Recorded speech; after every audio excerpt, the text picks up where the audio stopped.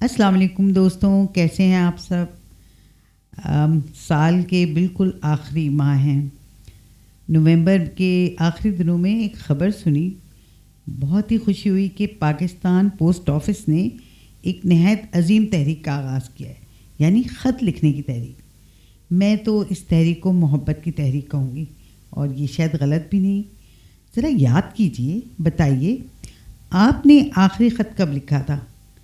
اور آج سے ہم اور آپ بھی اس تحریک کا حصہ بنیں گے، جس کا آغاز ہم نے تو گھر سے ابا جی سے سیکھا۔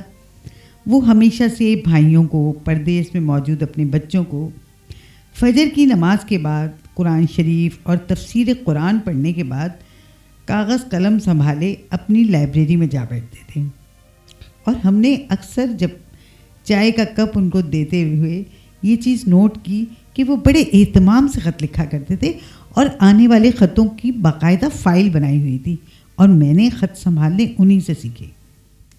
ہم نے بھی خط لکھے کیونکہ یہ دوستوں کے درمیان بہت خوبصورت رابطہ تھا، اور اسی سے میں نے لکھنے کے سفر کا آغاز کیا۔ چٹھی ذرا سیاں جی کے نام لکھ دے، یاد ہے نا سب کو یہ گیت؟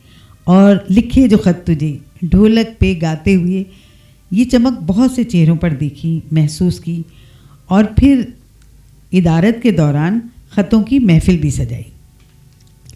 ایسے میں بیتے دنوں کی وہ ادبی بیٹھک یاد آ گئی جو اکثر میں اپنے گھر میں سجایا کرتی تھی دوستوں کے ساتھ۔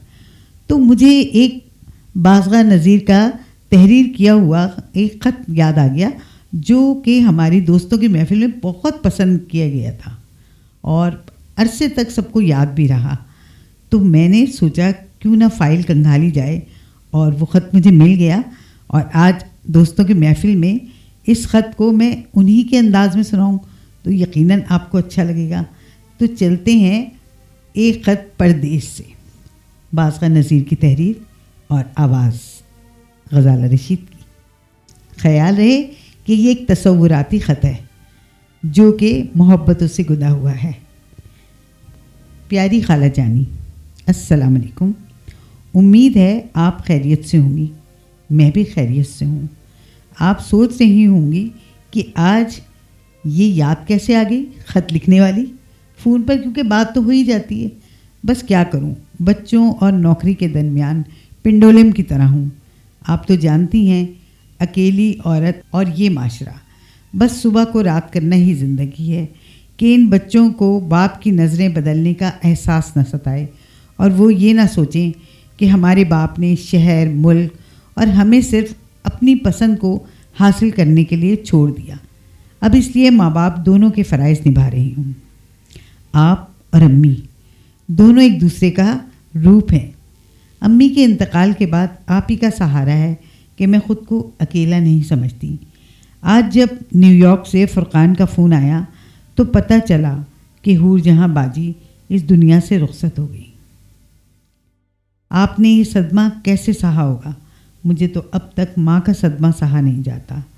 پھر بیٹی کی جدائی سوچ کر ہی دل سہم جاتا ہے، اور اب تو بچپن کی باتیں جو کبھی خواب کی طرح لگتی تھیں اکثر ہی یاد آنے لگتی ہیں، اور آنسو آنکھوں کو بھگو دیتے ہیں۔ یہ بچے اکثر میرا مذاق اڑاتے ہیں۔ آج بھی جب انہوں نے مجھے روتے دیکھا تو پوچھا کہ ماما کیوں اداس ہو رہی ہیں؟ آخر یہ حور جہاں باجی کون تھی؟ کیا واقعی کوئی حور تھی؟ واقعی؟ تو میں بے اختیار مسکرا دی اپنی حور جیسی باجی کو یاد کر کے۔ کرونا نے جب سے پابندی لگائی تو سمجھ آیا کہ دوری کیسے دل کو درد سے پھر ایک بار آشنا کر رہی ہے۔ وہ سارے خط بھی یاد آئے جو آپ میری شادی کے شروع کے دنوں میں مجھے سمجھانے کے لیے لکھتی تھی، اور وہ میری ڈائری میں بھی آج تک محفوظ ہیں اور مجھ سے اب بھی باتیں کرتے ہیں۔ آج آپ سے باتیں کر کے مجھے بھی تو تسلی ملے گی، اور ہو سکتا ہے کہ میں اس بار وطن کی زمین کے ساتھ ساتھ اپنے آنگن کی سادہ سی خوشبو سے ملنے پاکستان کا چکر لگا ہی لوں۔ پتہ نہیں زندگی پھر اس خواہش کو پورا کرنے کی مہلت دے نہ دے۔ آج آپ سے حور جہاں باجی کو یاد کرنے کے بہانے ڈھونڈنے کے لیے خط لکھنے بیٹھ گئی، کیونکہ میں جانتی ہوں کہ میری خالہ جان نے وقت کو کبھی ضائع نہیں کیا۔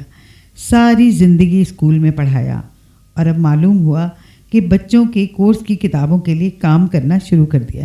واہ خالہ جانی واہ.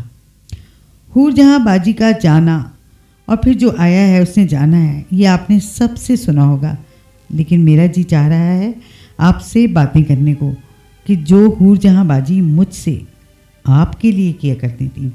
جانتی ہیں کب وہ ایسی باتیں کرتی تھیں؟ جب آپ اپنے اسکول کے بچوں کی امتحانی کاپیاں چیک کر رہی ہوتی تھی اور وہ مجھے حساب کے سوال سمجھا رہی ہوتی.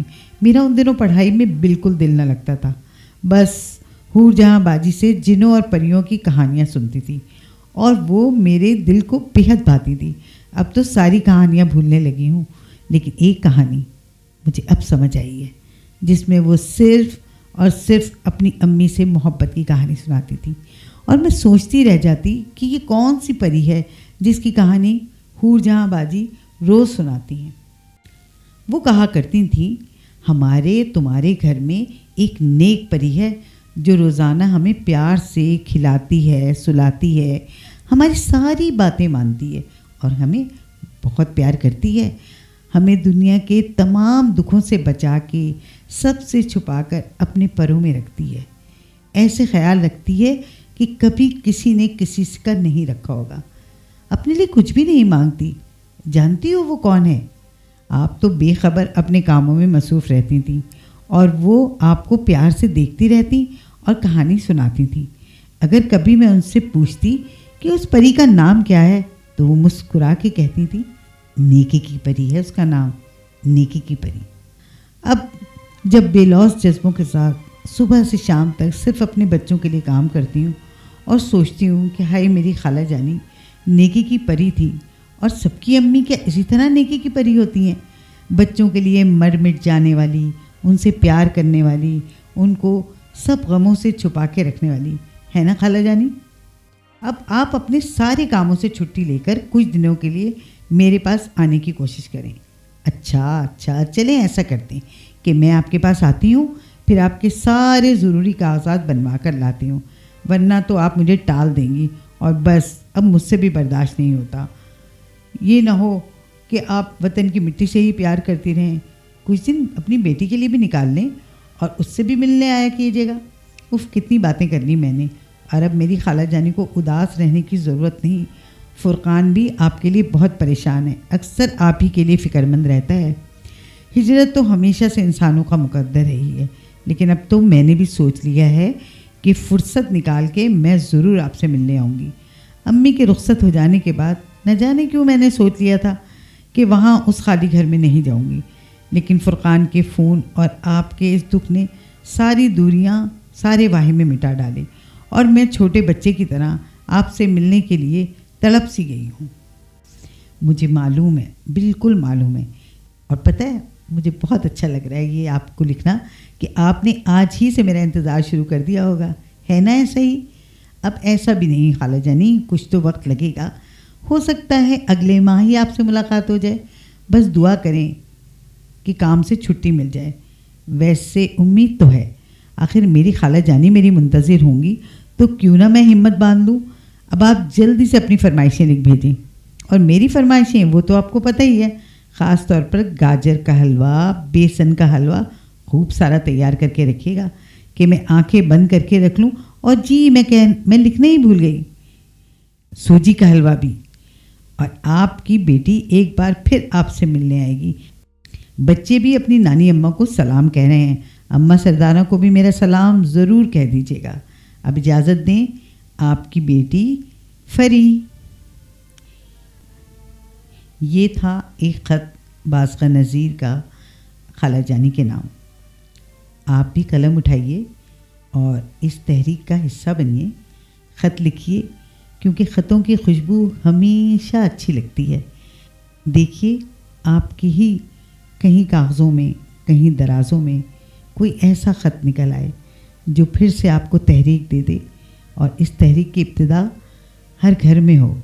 ہمارے بچے اور ہم سب ان رشتوں کو ضرور خط لکھیں جن کے چہرے پر ایک مسکراہٹ ان کو زندگی دیتی ہے. وہ مرہم بن جاتے ہیں. میری بات کو سوچیے گا ضرور اور قلم اٹھائیے گا بھی ضرور. اتنا دور نہیں ہیں ہم سب ایک دوسرے سے، بس ذرا محسوس کرنے کی بات ہے۔